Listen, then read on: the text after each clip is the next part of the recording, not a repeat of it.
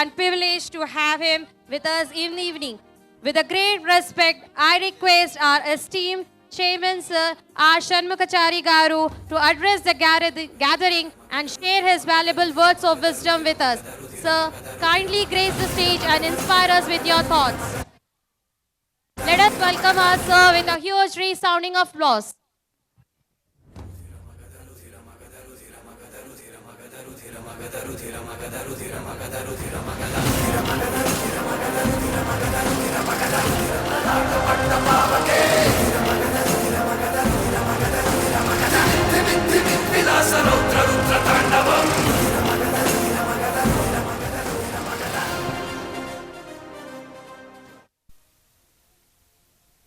Good evening, all the parents.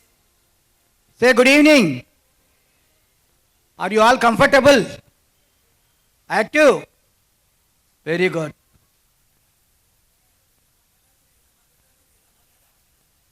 Today is working day. Even though you have all spared your valuable time for the success of the program, first of all, I would like to thank you, each and every one of you, for sparing your valuable time for the success of our school day. You have all come to witness the programs of our children. Next, today's chief guest, though he is very busy with his administration, as well we are invited for 5 minutes to give you all good suggestion and to motivate our children. He is kind enough to spare his valuable time. So we are happy. Mr. P. Sadaya, ACP, Tri-Cities Crime is in among us, and we are going to listen his address now. Before of that, I would like to thank my teachers and principal madam and dance directors and all for making this program this level success. And before going to address myself, I don't want to take much time of you, as we are all waiting for the dance items. But being a chairman of the school, I want to tell you few things which are very concerned to the administration of the school. First, I think you might have observed it. Today, early in the morning, I think at the time of 4 o'clock or 4:30, I have posted a message to you all. I requested you all to come to the school without vehicles, as our school is in the midst of the residences, so many, and moreover, apartments are around the school. If we are going to keep our all vehicles around our school, the people passing to the apartments will get lot of inconvenience. So I want to thank the parents who have come without vehicle by walking. So I request all of you to give the big clappings for the parents, those who have come without vehicles. I know most of your houses are only 10 minutes away to our school. So if you want, you can all come without vehicles, so that we will maintain discipline and we will comfortably feel happy. Next, నేను పదే చెప్పినప్పటికీ ఇప్పుడు దాదాపు మనము 400 మంది ఇక్కడ ఉన్నాము. ఇందులో బయట చూస్తే మళ్ళీ ఒక 100-150 వెహికల్స్ ఉన్నవి. దయచేసి వాళ్ళు గుర్తుపెట్టుకోవాలి. నెక్స్ట్ టైం మీటింగ్ అయినా ఎప్పుడైనా మీటింగ్ పెట్టినప్పుడు ఆ రూల్స్ ఏవైతే చెప్తామో దయచేసి పాటించే ప్రయత్నం చేయాల్సిందిగా వారిని కోరుతున్నాను. మరి మీ అందరికీ తెలుస్తూ రైజింగ్ సన్ హై స్కూల్ 1980 నుంచి నడపబడుతున్నటువంటి ఇన్స్టిట్యూషన్. మధ్యలో ఒక 4 days వేరే వాళ్లకు లీజుకి ఇవ్వడం జరిగింది. లాస్ట్ ఇయర్ నుండి మళ్ళీ మనము చేసి నడుపుతూ ఉన్నాము. ఈ క్రమంలో నేను పేరెంట్ టీచర్స్ మీటింగ్లో మరి ఇతర సందర్భాల్లో పేరెంట్స్ అందరినీ కలిపి మాట్లాడినప్పుడు చాలా సంతృప్తికరమైనటువంటి అభిప్రాయాన్ని వెలిపించారు. ఈ సందర్భంగా నేను అందరి పేరెంట్స్ కూడా వారి సహాయ సహకారాలకు హృదయపూర్వకంగా నమస్కారాన్ని తెలియజేస్తున్నాను. కొన్ని చిన్న అసౌకర్యాలు ఉన్నప్పటికీ చాలామంది పేరెంట్స్ రైజింగ్ సన్ మీద ఉన్నటువంటి నమ్మకంతో టీచర్ల మీద నమ్మకంతో, నా మీద ఉన్న నమ్మకంతో, క్రమశిక్షణకు ఇది మారుపేరుగా ఉంటుందనేటువంటి భావనతో పిల్లలను పంపిస్తున్నారు. మీ అందరి ఖచ్చితమైనటువంటి మీ అభిప్రాయాన్ని, మీ నమ్మకాన్ని మేము ఇలాగే పెంచుకుంటూ పోతామని ఈ సందర్భంగా నేను మనవి చేస్తున్నాను. మీకు తెలుసు, ఈ వరంగల్ పట్టణంలో ఈ మాత్రము ప్రార్థన చేయగలిగినటువంటి జాగా ఉన్న పాఠశాలల్లో ఇది ఒకటి. మనము మొదటి నుండి కూడా పిల్లల ఫిజికల్ ఎక్సర్సైజ్కు ఈక్వల్ ఇంపార్టెంట్ ఇచ్చుకుంటూ, పీటీ పీరియడ్లో మెయింటైన్ చేసుకుంటూ, రోజు రోజుకు ఎదుగుతూ ఉన్న వాళ్ళ శరీరానికి తగిన శ్రమను కూడా మనం ఇవ్వడం జరుగుతుంది. కాబట్టి దీన్ని మీరు అర్థం చేసుకోవాలి. ఈరోజు చాలా పాఠశాలలు కార్పొరేట్ పాఠశాలలు సెక్టర్స్లలో నడుస్తున్నది. అయినప్పటికీ తల్లిదండ్రులు వాళ్ళకు అక్కడ వ్యక్తిగత శ్రద్ధ లేనకున్నప్పటికీ, అక్కడ అటాచ్మెంట్ లేకున్నా కూడా కేవలం కార్పొరేట్ అనే దృష్టితో పంపిస్తున్నారు. అక్కడ కేవలం ఒక రొటీన్, కేవలం మెమొరీ, వాళ్ళను రొటీన్ మెమొరీగా తయారు చేస్తున్నది తప్ప వాళ్ళను ఒక సంపూర్ణమైనటువంటి అభివృద్ధికి వాళ్ళు పనిచేయట్లేదు. మేము ఇక్కడ మొత్తము మమతానురాగాలతోని పిల్లలను ఒక మంచి ఆత్మీయతతో సొంత పిల్లల్లాగా భావించుకుంటూ మేము ఇక్కడ విద్యా విధానాన్ని నడిపిస్తున్నాము. అది మీ అందరికీ తెలుసు.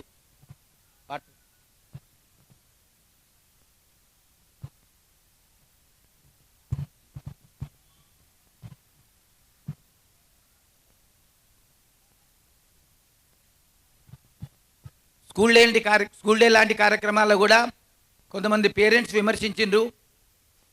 మేము డబ్బులు ఇస్తాము, అన్నీ కొనుక్కొని రావచ్చు కదా, మమ్మల్ని షాపులు తిప్పుతున్నారు అని అనుకుంటున్నారు. కానీ మీరు గుర్తుపెట్టుకోండి, మీ పిల్లలతో మీరు ఆనందంగా గడిపే సమయం ఇదే. ఒకసారి 10th క్లాస్ దాటి బయటికి వెళ్ళిన తర్వాత మీకు వాళ్ళకు చాలా డిస్టెన్స్ పెరుగుతూ పోతుంది. ఆ తర్వాత మీరు పెద్దవాళ్ళు అయిన తర్వాత మీకు మధుర స్మృతులు ఉండాలంటే ఉండవు. ఇలాంటి పనులు చేయటం వల్లనే మీకు మధుర స్మృతులు ఉంటాయి. మీరు గుర్తు చేసుకోవాలి. నేను మా అబ్బాయి 5th క్లాస్లో ఉన్నప్పుడు, లేక మా అమ్మాయి 5th క్లాస్లో ఉన్నప్పుడు డ్యాన్స్ చేస్తూ ఇవి ఇలాగ కొనిచ్చాను, లేకపోతే ఇట్లా తిరిగాను అనేటి మెమరీస్ ఉంటవి. ఏ తల్లిదండ్రులకైనా వాళ్ళ పిల్లలకు కావలసినటువంటి వస్తువులు సమీకరించుటలో ఉన్నటువంటి ఆనందము ఏదైతే ఉందో అది ఏ ఇతరత్ర డబ్బుతో కొనుక్కున్నా కూడా రానటువంటిది. కాబట్టి దాన్ని దృష్టిలో పెట్టుకునే మేమేమి చేసామంటే, మనము ట్రైనింగ్ ఇద్దాము, కావలసిన అసోసియేట్స్ అన్నీ వాళ్ళే తెచ్చుకోవాలి అని వాళ్ళకు పని చెప్పడం జరిగింది. ఈ సందర్భంగా కొంతమంది పేరెంట్స్ అసౌకర్యంగా ఫీల్ అయినప్పటికీ చాలామంది సంతోషపడ్డారు. డ్రెస్సులు కిరాయికి తీసుకొస్తే 1 నిమిషము 5 నిమిషాలు వేసుకున్న దానికి thousands of rupees అవుతున్నవి. ఇవాళ మనం డ్రెస్ కొంటే ఆ డ్రెస్ మన వెంటనే ఉంటుంది, మనతోనే ఉంటుంది. మన పిల్లవాడి అవసరం ఉన్నప్పుడు ఎలా వేసుకుంటుంటాడు. కాబట్టి ఈ విషయాన్ని కూడా మీరు దృష్టిలో పెట్టుకోవాల్సిందిగా నేను కోరుతున్నాను. ఇక మీకు మన ముఖ్య అతిథి గారి విషయానికి వస్తే, వారు పెందాట సదయ్య గారు జమ్మికుంట మరి మల్లంపల్లిలో పుట్టారు. వాళ్ళ కుటుంబం ఏదైతుందో వారు Singareni employees. 1995 first appointment sub ఇన్స్పెక్టర్గా ఆదిలాబాద్ జిల్లాలో అపాయింట్ అయ్యి అంచెలంచెలుగా ఎదుగుతూ ఉమ్మడి వరంగల్ జిల్లాలో దాదాపు ఆల్మోస్ట్ ఆల్ తాలూకా మండల్లో హెడ్ క్వార్టర్స్లలో పనిచేసి ఈరోజు వరంగల్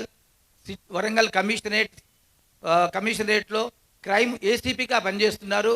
వారిని నేను చెప్పాను, కొంతమంది పేరెంట్స్ నిన్న వచ్చిన వాళ్ళు ఉండి ఉంటారు. మనం ఒక విషయము 1980 నుంచి ఈ రోజు వరకు పాఠశాల నిర్వహిస్తున్న సందర్భంలో చీఫ్ గెస్ట్లను కేవలం 2 మాత్రమే పిలుస్తున్నాము. ఒకటి పోలీస్ డిపార్ట్మెంటు, నెక్స్ట్ ఎవరైనా ఉన్నారంటే మన పాఠశాల నుండే చదివి అత్యున్నతమైనటువంటి పొజిషన్లకు వచ్చిన వాళ్ళని పిలుస్తున్నాము. దాదాపు 46 సంవత్సరాల నుంచి కేవలం పోలీస్ డిపార్ట్మెంట్ని పిలవడానికి గల కారణం ఏంటంటే, ఇవాళ ప్రభుత్వం అంటేనే పోలీస్ డిపార్ట్మెంటు, క్రమశిక్షణ డిసిప్లిన్ అంటేనే పోలీస్ డిపార్ట్మెంటు. దాన్ని ఫస్ట్గా తీసుకున్న తర్వాతనే మిగతా వస్తాయి. దాన్ని మనసులో పెట్టుకొని అట్లాంటి క్రమశిక్షణ డిసిప్లిన్ మనలో, మన పిల్లల్లో, మన తల్లిదండ్రుల్లో ఉండాలనే ఉద్దేశంతో మాత్రమే మనము వీరిని చీఫ్ గెస్ట్గా పిలవటం జరుగుతుంది. కాబట్టి వారిని ఇప్పుడు నేను దయతో స్టేజీ మీదకి రావాల్సిందిగా కోరుతున్నాను.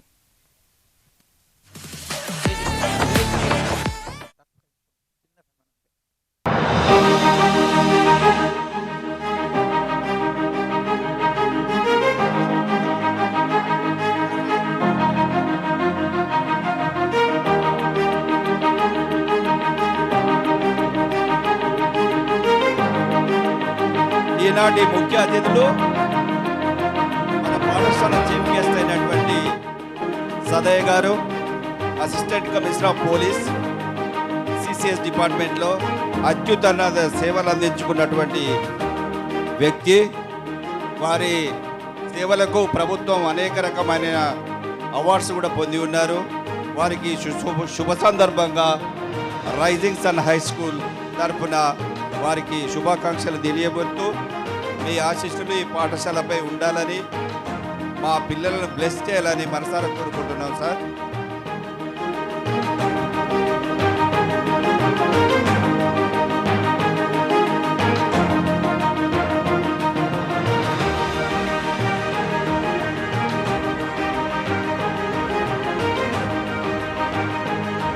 ఈ సందర్భంగా వారిని చిన్నారి బాలబాలికల్ని బ్లెస్ చేయవలసిందిగా మనసారా కోరుకుంటున్నాం సార్.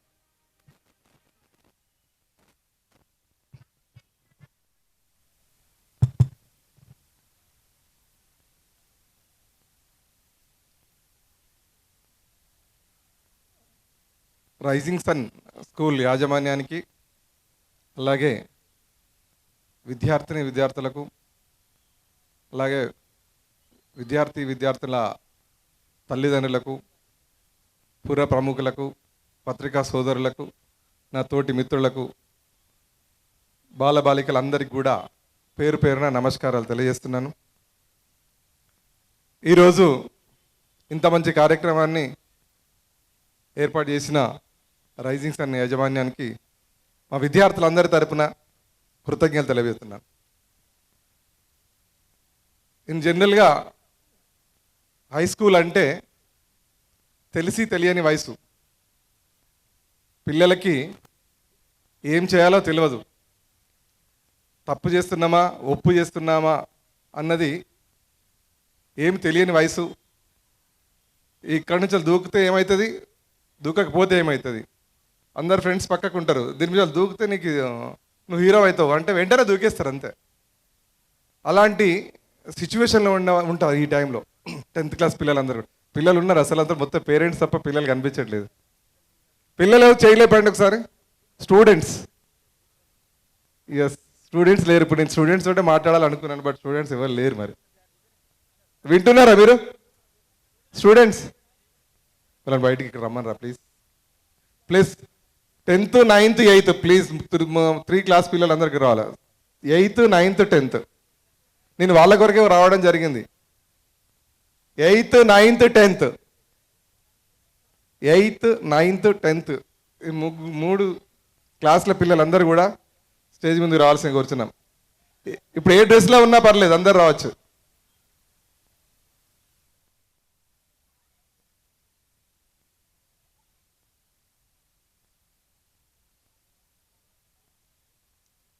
ఇది ఏ క్లాస్ మీరంతా? 8th రాలేదు ఇంకా.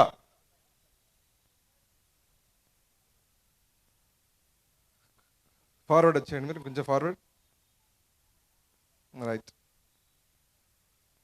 వీళ్ళ next followed by 8th, 9th class, then 9th class.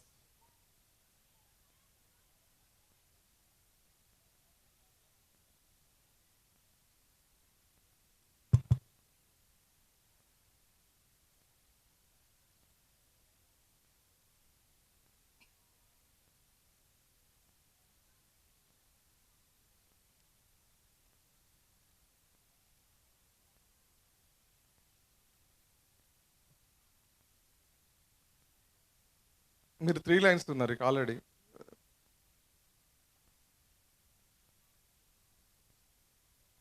ఇబ్బందిగా ఉందా? కంఫర్టబుల్ ఉందా లేదా? నేను వచ్చింది మీతో మాట్లాడడానికి, మీరు లేకుండా ఉంటే బాగుండదు అని ఉద్దేశంతో పిలవడం జరిగింది. ఒక 20 minutes నా కొరకు స్పేర్ చేయండి. చేస్తారా?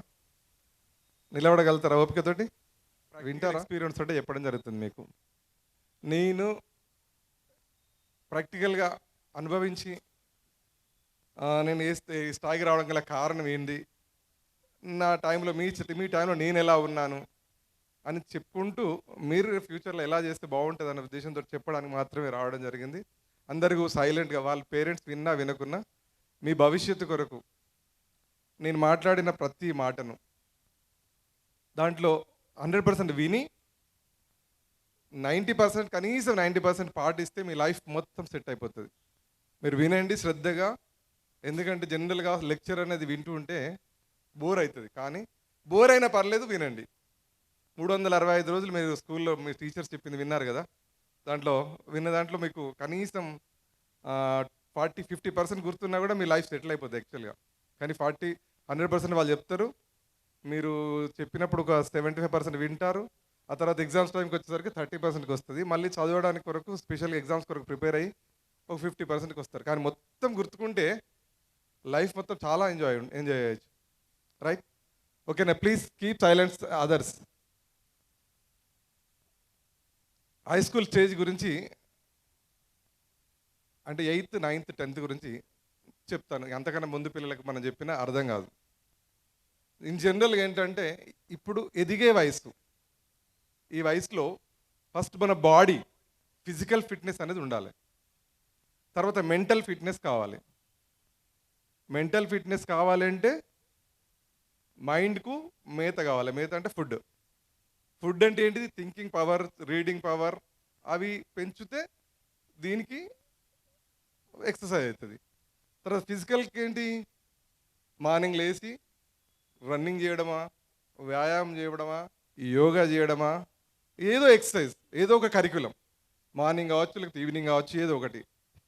ఇవి అన్నీ చేసినప్పుడే మనకు mental strength and physical strength పెరుగుతుంది. సరే, అటో ఇటో మనం టీచర్స్ యొక్క దయ వల్ల మెంటల్ స్ట్రెస్ అయితే మెంటల్గానైతే ఫిజికల్ మంచిగా కొంచెం చదవడానికి ప్రయత్నాలు చేస్తున్నారు. కానీ ఫిజికల్ ఎక్సర్సైజ్ ఎంతమంది చేస్తున్నారు చెప్పండి? మార్నింగ్ లేచి 4 to 6 మధ్యలో ఎప్పుడన్నా గ్రౌండ్కి కానీ, వాకింగ్ కానీ, రన్నింగ్ కానీ, యోగా కానీ చేసే వాళ్ళు ఎంతమంది చెప్పండి? చేయలేపండి. 1, ఓన్లీ 1, 2 చూసారా? ఓకే, మార్నింగ్ టైంలో మనం చెయ్యం. కొన్ని ఈవినింగ్ టైంలో ఎవరైనా చేస్తున్నారు. ఒక 1 hour, నేను అనేది ఏదో 10 minutes ఇక్కడ చెప్పగానే కాదు, ఈవినింగ్ టైంలో ఒక 1 hour గ్రౌండ్కి వెళ్ళడమా, లేకపోతే ఫిజికల్ ఎక్సర్సైజ్, ఏదో ఎక్సర్సైజ్, లేకపోతే ఏదైనా game everyday, not say single day, everyday ఎవరైనా చేస్తున్నారా? ఎంతమంది? Almost 10 to 15%. రైట్. ఇప్పుడు మీ ఏజ్లో మేమైతే ఆల్రెడీ ఆల్మోస్ట్ 40-45 kgs ఉండేవాళ్ళం. నాకు తెలిసి ఇప్పుడు ఇలా 45 kgs ఉన్న వాళ్ళు ఎవ్వరూ లేరు. ఎందుకంటారు చెప్పండి? కారణం చెప్పండి. ఫిజికల్ ఎక్సర్సైజ్ లేకపోవడం వల్ల మనం ఫుడ్ సరిగా తినం. మనం ఫుడ్ సరిగా తీసుకోవాలంటే ఫిజికల్ ఎక్సర్సైజ్ చేస్తేనే ఫుడ్ కరెక్ట్గా పోతుంది. మనం ఎక్సర్సైజ్ చేయకపోతే ఫుడ్ పోదు. ఫుడ్ పోకపోతే మనం ఫిజికల్గా ఫిట్నెస్ తయారు కాదు. అలాగే మనం బాగా చదువుకోవాలి, బాగా మైండ్ అంతా ఫ్రెష్గా ఉండాలంటే ఓన్లీ బుక్స్ పట్టుకొని చదివితేనే మనం మెంటల్గా షార్ప్గా ఉండలేము, స్ట్రాంగ్ ఉండలేము. ఫిజికల్లీ ఫిట్ ఉంటేనే మనం మెంటల్లీ స్ట్రాంగ్ ఉండగలుగుతాం. ఇది చాలామందికి అర్థం కాదు. ఇది మీరు చేయాల్సిన ఫస్ట్ పని ఈ 2. ఏంటి? మినిమం డేలా మార్నింగ్ కావచ్చు లేకపోతే ఈవినింగ్ కావచ్చు ఒక 1 hour ఫిజికల్ ఎక్సర్సైజ్ ఖచ్చితంగా చేయండి. రెండోది చదువుకోవడం అంటే మీ సార్ వాళ్ళు చెప్తున్నారు, అది ఓకే, అది ఖచ్చితంగా పాటిస్తున్నారు అనుకుంటున్నాం. తర్వాత ఈ బుక్స్లో రోజు బుక్స్, మీ సార్ వాళ్ళు ఏం చెప్తారు? మీ సార్ టీచర్స్ అందరు కూడా బుక్స్లో పాఠాలు చెప్తారు. కానీ బయట సొసైటీలో, మన ఇండియాలో కావచ్చు, మన తెలంగాణలో కావచ్చు, లేకపోతే వరల్డ్లో కావచ్చు, సిచ్యువేషన్స్ ఏంటి అనేది మీకు ఎలా తెలియాలి?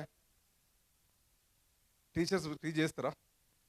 చెప్తారా ఎవరన్నా? ఇలా ఉక్రెయిన్కు రష్యాకు వార్ జరుగుతుంది, దాని గురించి ఎలా టీచర్ చెప్పారా మీకు? చెప్పారు. ఇజ్రాయిల్కును పాలస్తీన్కు వార్ జరుగుతుంది, మీకు తెలుసా? తెలియదు. మరి మన ప్రధానమంత్రి ఎవరు, ఆయన ఏం చేస్తున్నాడు ఏమైనా తెలుసా మీకు? తెలియదు. ముఖ్యమంత్రి ఏం చేస్తున్నారు, ఎవరు, రోజు పని ఏంది తెలుసా మీకు? తెలియదు. ఎకనామికల్ స్టాండర్డ్ డెవలప్మెంట్ ఏంది, మన బడ్జెట్ ఏంది, అసలు మన ఇండియాలో ఎకానమీ ఎలా ఉంది అనేది మీకు తెలుసా? తెలియదు. మరి ఇవి ఎవరు చెప్పాలి మీకు? చెప్పండి. టీచర్స్ అయితే చెప్పలేరు, ఎందుకంటే వాళ్ళకి ఫుల్ సిలబస్ ఉంటుంది, బుక్స్ ఉంటాయి. మీకు చెప్పేవారికే టైం అంతా పోతుంది. టైం అంతా 45 minutes టైం ఇస్తారు. 40 minutes సార్ ఎంత క్లాస్? 45 minutes టైం ఇస్తారు. వాళ్ళు రాగానే ఫస్ట్ లెసన్ స్టార్ట్ చేసి అటు ఇటు అనే వరకు మిమ్మల్ని మాట్లాడకుర్రా బాబు, మాట్లాడకుర్రి, చెప్తాడు వినురి అనగా 10 minutes పోతుంది. మీరు డిసిప్లిన్ లేకపోతే వాళ్ళు చెప్పేవారికి 30 minutes అయిపోయాయి, వాళ్ళు వెళ్ళిపోవాలి. ఇప్పుడు మరి ఇవన్నీ చెప్పాలి మీకు? ఎవ్వరు చెప్పరు. ఖచ్చితంగా డైలీ మినిమం ఒక 1 hour reading of news paper and watching TV, only news. ఏం న్యూస్? మళ్ళీ అది కూడా కొత్తవాడలో ఇది ప్రారంభోత్సవం, గిరిమాజిపేటలో ఈ రాజకీయ నాయకుడు ఇది చేసినాడు, లేకపోతే వాళ్ళు దొంగతనం చేసినారు, కొట్టుకున్నారు, తిట్టుకున్నారు, అవి కాదు. మనం చదవాల్సింది ఏంటి? న్యూస్ పేపర్లో ఫ్రంట్ పేజ్ ఉంటుంది. ఎప్పుడైనా న్యూస్ పేపర్ చదివిన వాళ్ళు చేయలేపండి ప్లీజ్. 1, 2, 3, 4 న్యూస్ పేపర్ అంటే అందులో వసుంధర చదవడం కాదు, లేకపోతే స్పోర్ట్స్ పేజ్ చదవడం కాదు, లేకపోతే సినిమా స్టోరీస్ చదవడం కాదు. First page and second page. Editorial page అంటే ఏం తెలుసా? ఎడిటోరియల్ పేజ్ అంటే తెలుసా? ఎవరికి తెలియదు. అంటే ఎవరు చదవనట్టే, ఏదో చూస్తారు. చూడడం వేరు, చదవడం వేరు, రైట్? ఎడిటోరియల్ పేజ్ అంటే ఫస్ట్ పేజ్ తర్వాత రెండో పేజ్ ఉంటుంది, అంటే అది థర్డ్ పేజ్.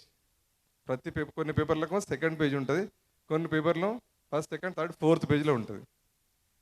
మనం పేపర్ అనేది ఫస్ట్ పేజ్ మొత్తం చదవాలి. ఫస్ట్ పేజ్ చదివితే ఏముంటుంది? అందులో international news important, national news, state important news ఉంటాయి. అవి ఖచ్చితంగా చదవాలి మనం.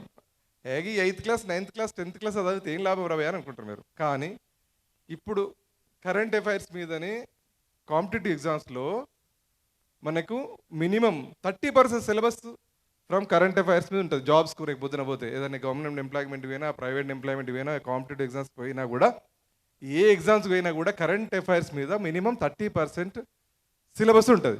ఆ సిలబస్ ఎక్కడైనా దొరుకుతుందా మనకి? ఎక్కడ దొరకదు. Please silence. మీరు మాట్లాడుతున్నారు, స్టేజ్ మీదకి రావాల్సి వస్తుంది. మీరు మాట్లాడితే వస్తావా? డాన్స్ చేస్తావా? మరి మాట్లాడద్దు. ఇది ప్రతి ఒక్క విద్యార్థి చేయాల్సిన పని. ఈ ఫస్ట్ పేజ్ ఒకటి ఖచ్చితంగా చదవాలి. తర్వాత ఎడిటోరియల్ పేజ్.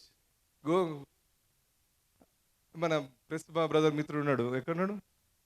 పోయిందా? చెప్పండి ఎడిటోరియల్ పేజ్ అంటే ఏదో. ఎడిటోరియల్ పేజ్లో ఎంతలాంటి ఇన్ఫర్మేషన్ ఉంటుంది చెప్పండి మీరు. ఎడిటోరియల్ పేజీలో మన నేషనల్ ఇష్యూ కానీ, ఇంటర్నేషనల్ ఇష్యూ కానీ, మన స్టేట్కి సంబంధించిన ఇష్యూ కానీ, మెయిన్ ఇష్యూస్ దాని మీద ఒక ఎడిటోరియల్ అనే వ్యక్తి, అంటే ఆ పత్రికకు టాప్ పర్సన్ ఎవరో ఒక మొత్తం అనలైజ్ చేసి రాస్తాడు. ఎడిటోరియల్లో ఫస్ట్ లెఫ్ట్ సైడ్ ఉంటుంది, తర్వాత సెంటర్లో ఒకటి ఉంటుంది ఆర్టికల్. అది ఆర్టికల్లో ఇంటర్నేషనల్ ఇష్యూ కావచ్చు, నేషనల్ ఇష్యూ కావచ్చు, స్టేట్ ఇష్యూస్ కావచ్చు, దట్ ఎకనామిక్స్ కావచ్చు, సైన్స్ అండ్ టెక్నాలజీ కావచ్చు, ఇప్పుడున్న స్పేస్ సంబంధించింది కావచ్చు, ఏదో ఒకటి. ప్రతి పేపర్లో ఏదో ఒక ఇష్యూ మీద మంచి ఆర్టికల్ ఉంటుంది. అది ప్రతి ఒక్కరు చదవాల్సింది. స్పేస్ గురించి మనకు చాలా అవసరం ఉంటుంది, ఎకనామిక్ స్టాండర్డ్స్ గురించి బాగా అవసరం ఉంటుంది, ఇంటర్నేషనల్ అఫైర్స్ గురించి, వీటి మీదనే రాస్తారు. అది ఖచ్చితంగా ఆ పేజీ మొత్తం చదవాలి. ఎన్ని పేజీలు అయినాయి ఇప్పుడు? 2 పేజెస్ అయినాయి. ఇంకొక పేజీ ఉంటుంది స్పోర్ట్స్ పేజ్. స్పోర్ట్స్ పేజ్లో ఏదో ఒక్క క్రికెట్ గురించి చదవడం కాదు. క్రికెట్ అనేది చాలా చిన్నది ప్రపంచంలో. మీకు తెలుసా క్రికెట్ మన ప్రపంచంలో ఎన్ని దేశాలు తెలుసా? వరల్డ్లో how many countries are there in world? Do you know? No. ఎవరైనా చెప్పగలుగుతారా? మన వరల్డ్లో how many countries are there? Wrong. నా 198 రాంగే, 192 రాంగే. అంత తప్పే. 222 కంట్రీస్ ఉన్నాయి. 198 కాదు, 222 కంట్రీస్. ఇప్పుడు మీరు గూగుల్లో కొట్టండి తెలుస్తుంది how many countries are in the world and 220 పైనే ఉన్నాయి. ఇంకా కొత్త చిన్న ఈ మధ్యలో ఏర్పడ్డాయి. సో 220 పైనే ఉంటాయి. చూడండి మీరు. 198 అన్నది ఒక దశలో కరెక్ట్. ఏంటిదంటే ఇంటర్నేషనల్గా ఆల్ కంట్రీస్ను కోఆర్డినేట్ చేయడానికి ఒక సంస్థ ఉంది. సంస్థ అంటే ఒక organisation called as United Nations. దాంట్లో మెంబర్షిప్ తీసుకున్న వాళ్ళు మీరు చెప్పిన నెంబర్. సో మెంబర్షిప్ తీసుకోకుండా చాలా కంట్రీస్ ఉన్నాయి. అవి అన్నీ కలిపితే 220 పైన ఉంటాయి. 198 ఫిగర్ ఈజ్ యుఎన్ నేషన్లో మెంబర్షిప్ ఉన్న కంట్రీస్. సో ఈ అన్ని కంట్రీస్ గురించి ఏదో ఒక ఆర్టికల్ వస్తూ ఉంటుంది. మన కంట్రీ ఎకానమీ గురించి కావచ్చు, మన కంట్రీ ఫైటింగ్, మన ఇప్పుడు చైనా ఇండియాకు అప్పుడప్పుడు గొడవలు అవుతుంటాయి, ఇట్లా గొడవలు అవుతున్నాయి. అదే మన ఇండియాకు పాకిస్తాన్కి ఎలా గొడవలు అవుతున్నాయి, ఎందుకు అవుతున్నాయి అని క్లియర్గా అనలైజ్ చేసి రాస్తుంటారు.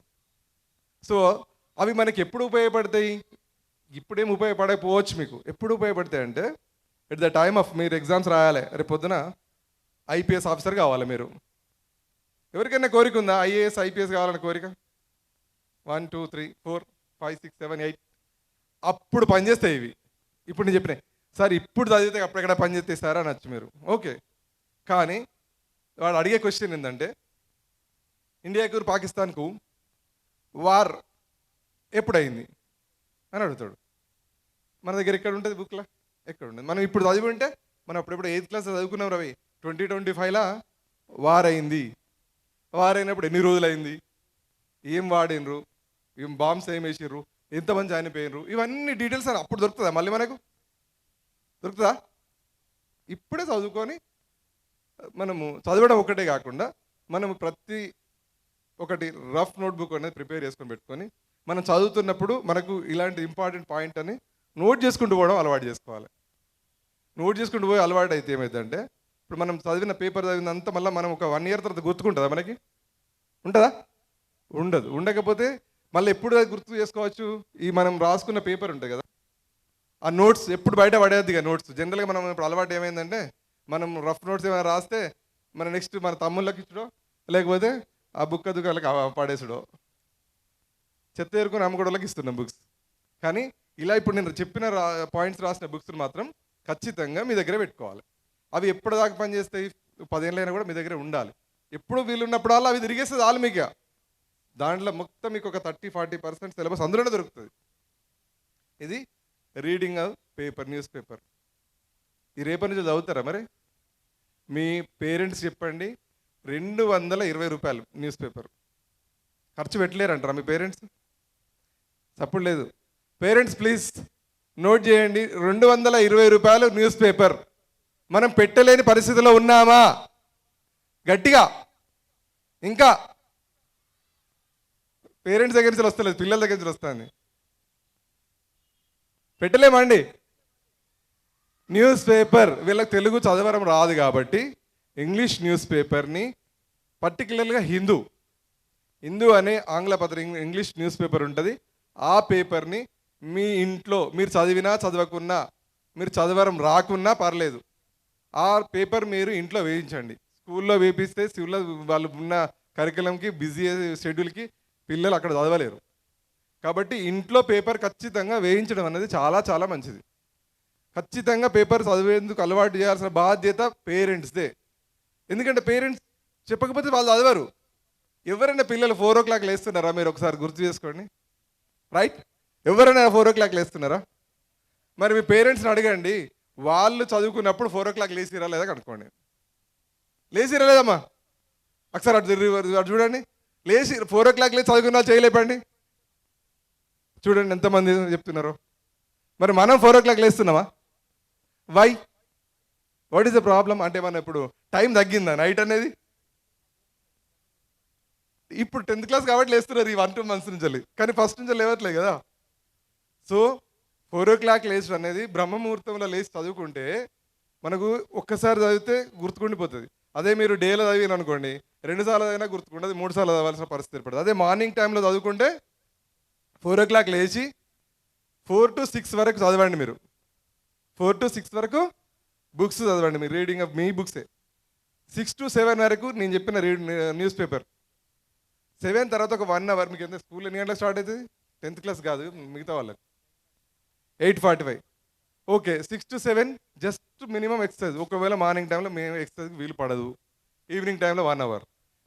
సో మార్నింగ్ ఏం చేయండి, మీ 4 hours స్కూల్ బుక్స్ చదవండి, 2 hours ఒక 1 hour పేపర్ రీడింగ్ చేయండి.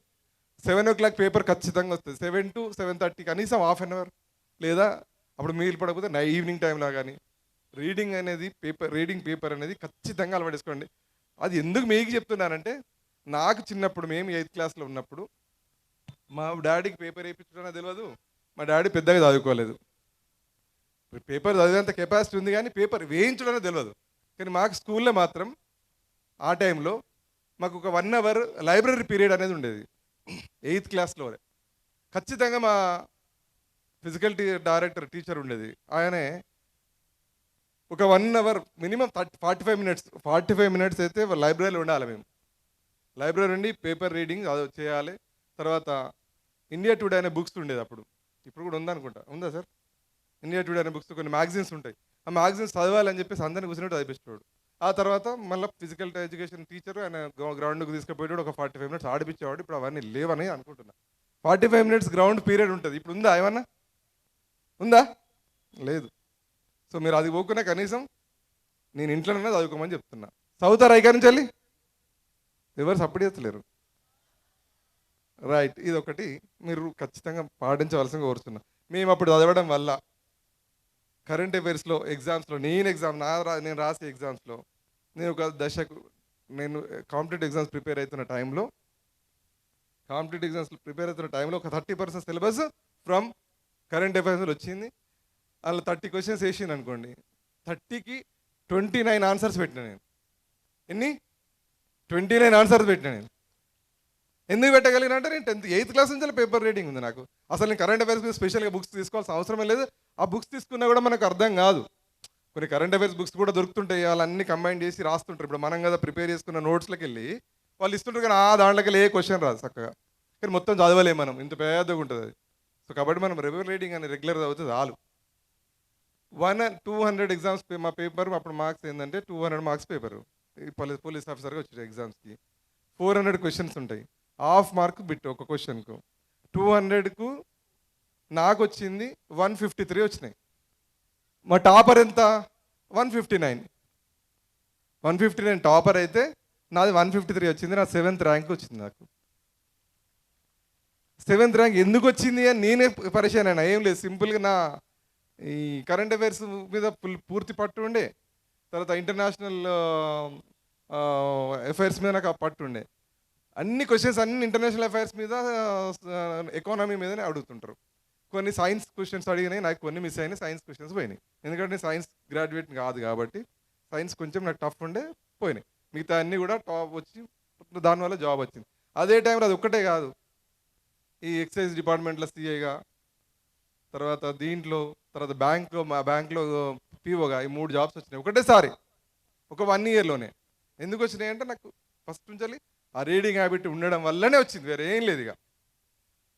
రైట్, ఇది ఒకటి సరిపోదు, ఇంకేం చదువుకోవాలి? టైం దొరికినప్పుడు, సండే లేదు, మనము హాలిడేస్ వచ్చినాయి, పేరెంట్స్ నుంచి వెళ్ళి మన ఓల్డ్ పేరెంట్స్ దగ్గర పోదాం.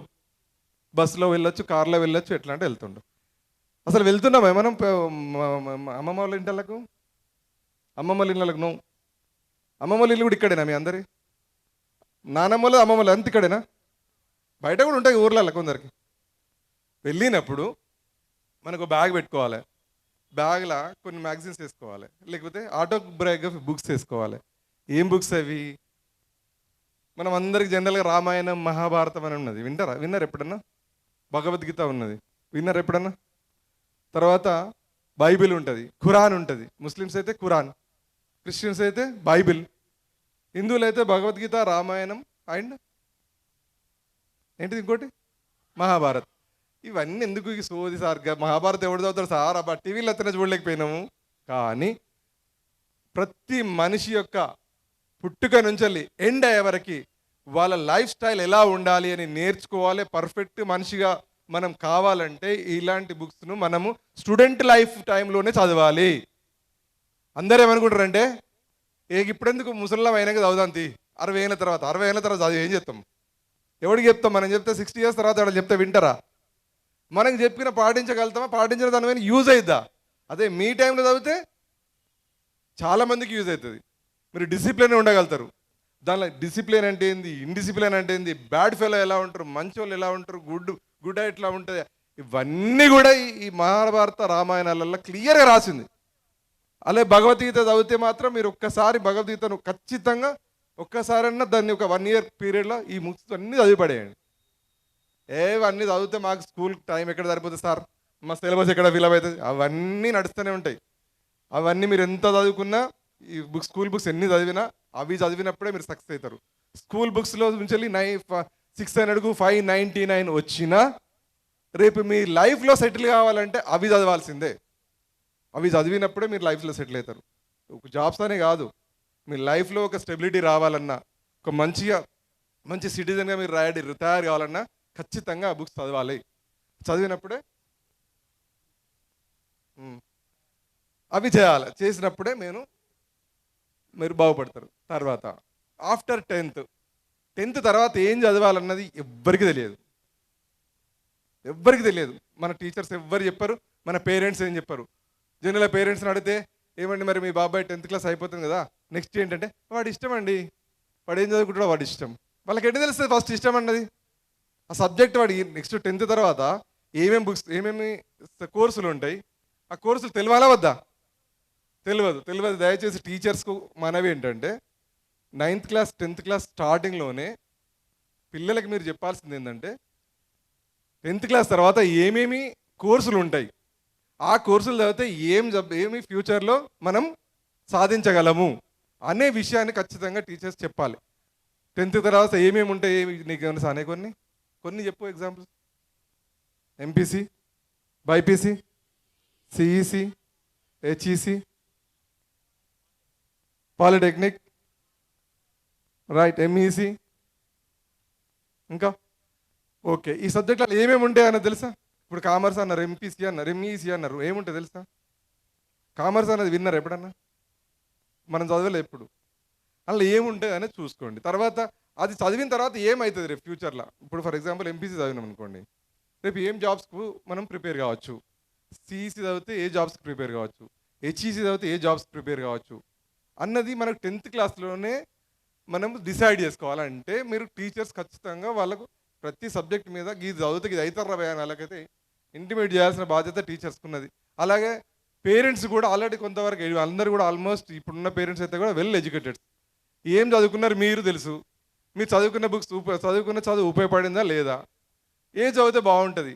పోనీ మీకు తెలియకున్నా ఆల్రెడీ వెల్ ఎడ్యుకేటెడ్స్ కొందరు ఉంటారు, వాళ్ళని అడిగి కానీ లేకపోతే టీచర్స్ని అడిగి కానీ పిల్లలకు ఫస్ట్ 10th క్లాస్ స్టార్టింగ్లోనే ఈ విషయం చెప్పాలి. వాళ్ళు 10th క్లాస్ స్టార్టింగ్లోనే చెప్తే ఏమైందంటే వాళ్ళు సెలెక్ట్ చేసుకోవాల్సిన అవకాశం ఉంటుంది. ఆ తర్వాత వాళ్ళు సెలెక్ట్ చేసుకుంటారు. కానీ సెలెక్ట్ చేసుకోవడం వాళ్ళకి ఏం తెలియక మనం ఏం చెప్పకపోయి ఉంటే ఏదో ఒకటి సెలెక్ట్ చేసుకుంటారు. ఈ మధ్యల కాలంలో కొత్త ఫ్యాషన్ ఏర్పడింది, సిఈసి అని జాయిన్ అవుతున్నారు. సిఈసి అయితే బ్యాంక్ క్లర్క్ అవుతాడట, లేకపోతే ఏదైనా కంపెనీకి సీఈఓ అవుతాడట. తెలియక దాంతో సిఈసిలో జాయిన్ అయితే మీ లైఫ్ మొత్తం స్ట్రగుల్ అయినట్టే. ఎందుకంటే దాంతో ఏ ఎగ్జామ్లో కాంపిటేటివ్ ఎగ్జామ్స్లో కూడా ఒక్క క్వశ్చన్ రాదు. కానీ మన వాళ్ళు ఇప్పుడు ఎందుకంటే ఈజీ సబ్జెక్ట్ అది చదువుకోవడానికి రాయడానికి, చాలామంది ఏం చేస్తారు సిఈసిలో జాయిన్ అవుతున్నారు. సిఈసిలో జాయిన్ అయితే లైఫ్ మొత్తం స్పాయిల్ అయినట్టే లెక్క. ఖచ్చితంగా ఎంపీసీ, బైపీసీ అట్లాంటి దాంట్లో చదువుకోవాలి, లేకపోతే పాలిటెక్నిక్ కానీ లేకపోతే ఇంకా ఈ హెచ్ఈసి అట్లాంటివి చదువుకోండి తప్ప కామర్స్లో జోలికి వెళ్ళకండి. అర్థమైంది ఏమన్నా? మీ టీచర్స్ తర్వాత పేరెంట్స్ అందరు కూడా ఏం వెయిట్ చేస్తున్నారంటే ఈసారి తొందరగా ముగించేస్తే ఆటలు డాన్సులు పాటలు వినాలి కాబట్టి తొందరగా బంద్ చేయడానికి మీ సార్ చెప్తున్నాడు. బంద్ చేస్తాను, లాస్ట్కి ఒక పాయింట్ చెప్పి బంద్ చేస్తాను. ఏంటంటే ప్రతి ఒక్కరి మధ్యలో సోషల్ మీడియాకి బాగా అలవాటు అయినారు. రీల్స్ అలవాటైంది చాలామందికి. రీల్స్ తర్వాత ఫొటోస్, ఇట్లా ఫోటో దిగాలి టక్మని ఫేస్బుక్లో పెట్టాలి, ఫోటో దిగాలి ఇన్స్టాగ్రామ్లో పెట్టాలి, లేకపోతే ఇంకేవేవో ఉన్నాయి. ఈ అమ్మాయి ఉంది ఫర్ ఎగ్జాంపుల్, ఈ అమ్మాయి సోషల్ మీడియాలో ఒక ఫోటో పెట్టింది. మామూలుగా ఎందుకు పెట్టాలి ఫోటో ఒకసారి చెప్తారా నాకు? సోషల్ మీడియాలో ఏముంటుంది? సోషల్ మీడియాలో అసలు పెడితే ఏమవుతుంది మనకు? నీ ఫోటో ఎవరు చూడాలి అసలు? నీ పేరెంట్స్ చూడాలి, అంతేనా కదా? లేకపోతే నీ ఫ్రెండ్స్ చూడాలి. కానీ సోషల్ మీడియా ఫేస్బుక్లో పెడితే ఎంతమందికి పోతుంది తెలుసా? అది కొన్ని వేల మందికి పోతుంది. అలాగే ఫేస్బుక్ రన్ చేస్తున్న కంపెనీకి కూడా పోతుంది మీ ఫోటో. ఆ ఫోటోని మార్పింగ్ చేయడం పెద్ద పైన. ఇప్పుడు ఈ అమ్మాయి ఉంది, ఇంత మంచిగా ఉంది అమ్మాయి, ఈ అమ్మాయి ఫోటో అందులో పెడతాం. వాడు ఇప్పుడున్న కొత్త ఏఐ టెక్నాలజీలో ఈ అమ్మాయి ఫోటోను జస్ట్ ఫేస్ని ఒకటి తీసి బాడీ మొత్తం ఏదైనా చేంజ్ చేసి పెట్టచ్చు. వాడు చేసుకోవాలని అవకాశం ఉందా లేదా? ప్రైవసీలో పెడితే ఏం కాదు సార్ అని అంటుంది అమ్మాయి. దాంట్లో ప్రైవసీ అనే ఒక సబ్జెక్ట్ ఉంటుంది. ప్రైవసీలో పెడితే ఏం కాదు అనుకుంటాం, కానీ అది ఆ ఫోటో ఓపెన్ చేసి వేరే ఫోన్ తోటి దాని ఫోటో తీస్తే రాదా? వస్తా రాదా? దానివల్ల రేపు పొద్దున మీకు ఇబ్బంది అయితే కాదా? అయితే కదా? చెప్పట్లేదు మీరు, సపోర్ట్ చేయట్లేదు అమ్మాయిలు, ఏం కదా? అయితే ఎట్టి పరిస్థితుల్లో అమ్మాయిలకు పర్టికులర్గా చెప్పేది ఏంటంటే సోషల్ మీడియాను వాడకండి, వాడినా మీ ఫోటోలను అప్లోడ్ చేయొద్దు. ఎట్టి పరిస్థితుల్లో ఫోటోను సోషల్ మీడియాలో అమ్మాయిలు అప్లోడ్ చేయొద్దు. ఇక అబ్బాయిలు చేసుకుంటే వేసుకొని వాళ్ళకి ఏం కాదు.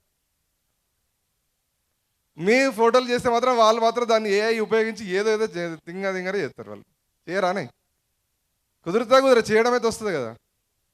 ఇప్పుడు వచ్చినాయి కదా సోషల్ మీడియా, దాన్ని చేంజ్ చేయడం జీప్యాట్ అని ఉంటుంది. దానిలో నీ ఫోటో పెట్టి, నీ ఫోటో మామూలుగా పెట్టి ఈ డ్రెస్ లేకుండా ఇంకో డ్రెస్ ఏమనంటే కూడా వస్తుంది, లేకపోతే న్యూడ్ ఫోటో కావాలంటే కూడా వస్తుంది. కాబట్టి అట్లాంటి దయచేసి సోషల్ మీడియాకి అట్రాక్ట్ కాకండి. ఆ రీల్స్ చూడడం, ఆ ఫోన్ వాడడం చాలా తక్కువ చేయండి. ఫోన్ వాడినాం అంటే న్యూస్ చూడడానికి వాడండి. ఈ స్టేజ్లో దేని కొరకు వాడండి?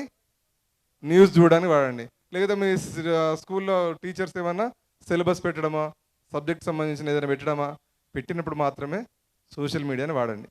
ఓకేనా? నేను చెప్పింది ఏమైనా అర్థమైందా? ఏమో నాకు డౌటే. Okay, thank you very much. Thank you sir. 1 minute. మీతో సన్మానం. For the toppers of the last academic year 2025, that is none other than the student name called as S. Siddhartha, son of Mr. and Mr. Sweta Kamal Kumar Garu. I request both of them to be seated on the chair, and I request Chief Guest and our Chairman Sir to felicitate them.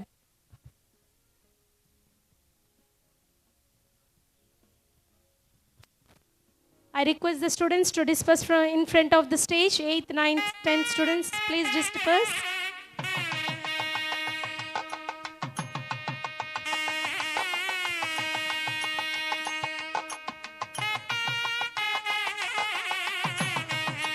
S. Siddhartha, son of Sweta Kamal Kumar, secured 577, the highest scorer of the last academic year 2025 and 2026. Let us give a great round of applause to the student and the parents. We congratulate the parent and the student who has been outstanding for this academic year.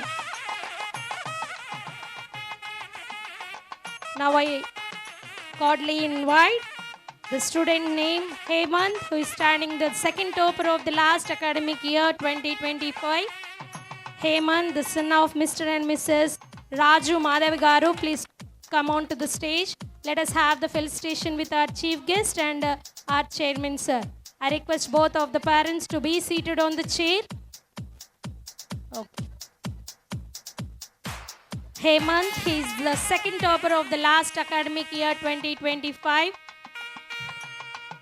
Let us all give a great round of applause. It's an inspiration to all of us to be the toppers of the school.